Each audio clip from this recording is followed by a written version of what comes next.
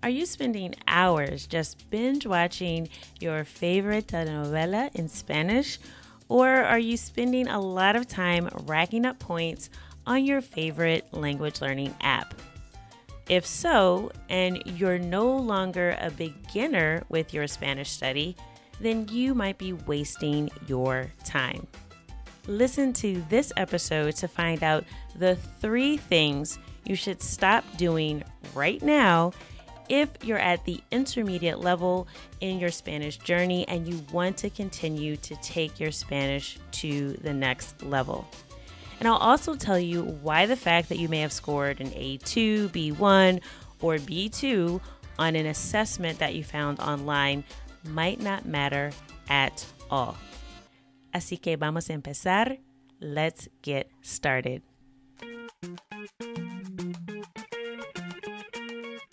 Bienvenidos! Welcome to the Learn Spanish con Salsa podcast, the show for Spanish learners that love music, travel, and culture. Close your grammar textbooks, shut down the language apps, and open your ears to how Spanish is spoken in the real world. Let us show you how to go from beginner to bilingual. Here is your host, certified language coach, Tamara Marie. Hola y bienvenidos al episodio 127. Welcome to episode 127 of the Learn Spanish con Salsa podcast. In this episode, I want to share some things that I know you might be doing with your Spanish study, but just are no good if you have already reached the intermediate level. Now, before we get started, I want to talk a little bit about what that is exactly, because it can be a little difficult to define what we mean when we say intermediate level. The truth of the matter is that there really is a large range of Spanish learners with varying levels of skills and abilities in different areas of proficiency, that it's kind of difficult to nail down exactly what is an intermediate Spanish learner.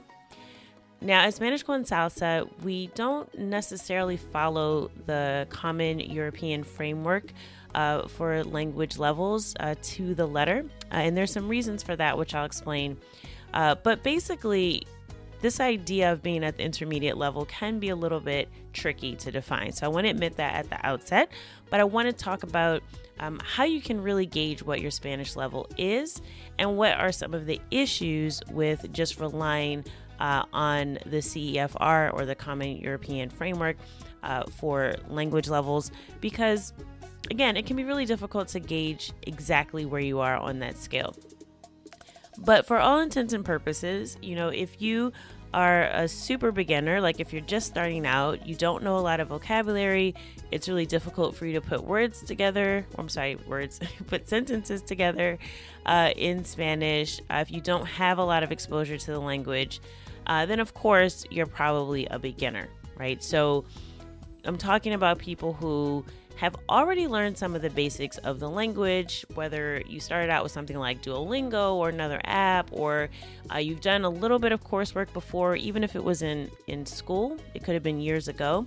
But basically, you're not completely brand new to the Spanish language. You have somewhat of a foundation. You might not feel like you can have a really strong conversation yet, but you know some things in Spanish. You can pick out some words as you're listening to them. Now, the problem I have with defining this by just using sort of the A1, A2 sort of levels for language learning is one, it's really tricky to be able to get an accurate assessment of your level when you're using one of these online tests. And the reason for that is most of those tests can really only gauge your vocabulary and your grammar knowledge. But if you actually look at the framework that defines these language levels, there's a lot more functional ability and things that you're able to do with the language, as well as your reading comprehension and your listening comprehension and your ability to carry on a conversation. It's really difficult to test those things with some sort of app or quiz that you just find online, because again, they tend to be very focused on vocabulary, but mostly grammar. So you can tend to pass a test, is what I'm saying, with one of these and say, oh, I'm level B1, but you can't have a conversation in Spanish. Which if you actually look closely at the guidelines, you should be able to do certain things like introduce yourself in the language, tell some facts about yourself. But it's really difficult, again, to gauge that just by taking a test. So for that reason, I wouldn't just rely on going to the Cervantes website, for example, and doing their free assessment and then patting yourself on the back because you got a result that you're level B2. This might just mean that you got lucky on some of the answers, even though you weren't 100% sure, or that you're just good at passing grammar tests. But it really doesn't give us any indication of your true level. So if you stick around to the end of this episode, I will give you access to our assessment that we use at Spanish con Salsa to really gauge your level of conversational fluency.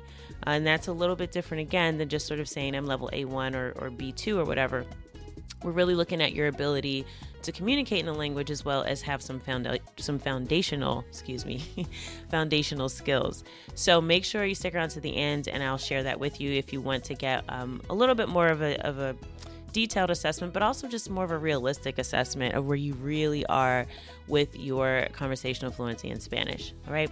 So now that's out the way, I do want to focus on some of the things that you should actually stop doing altogether if you're at the intermediate level. And again, for our purposes for this episode, you can take the assessment that I mentioned at the end, but for the purposes of this episode, just consider yourself more at the intermediate level if you already have some basics and a foundation for the language, you have some knowledge of Spanish, you've been able to have sort of a basic conversation and introduce yourself. These things aren't brand new to you. So that's what we'll follow for just sort of our rough definition, very, very rough definition of intermediate. Because like I said, there's a huge range. That's kind of the other problem with this category.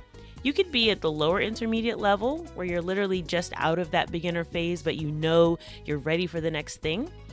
You could be somewhere in the middle where you're squarely in that intermediate zone, or you can be a little bit more advanced where you can have lots of conversations in Spanish, but there's still some things that trip you up. All right, so there's a huge range of skills and abilities, like I said before, within the context of intermediate, which makes it so hard to get out of, right? Because to get to that advanced level, it just takes a lot more time than it took you to get from beginner to intermediate. So this is where a lot of language learners actually get discouraged because they're like, I know a lot. I feel like there's things I know, but there's still so much I don't know. And then you start to recognize and get frustrated with your lack of ability to communicate the way you would like to, or to sound more like a native speaker, because you've already put in so much effort. It may have been years that you feel like you're just still stuck at this intermediate phase and you don't feel like you're advanced, you don't feel fluent. So it really can be a murky territory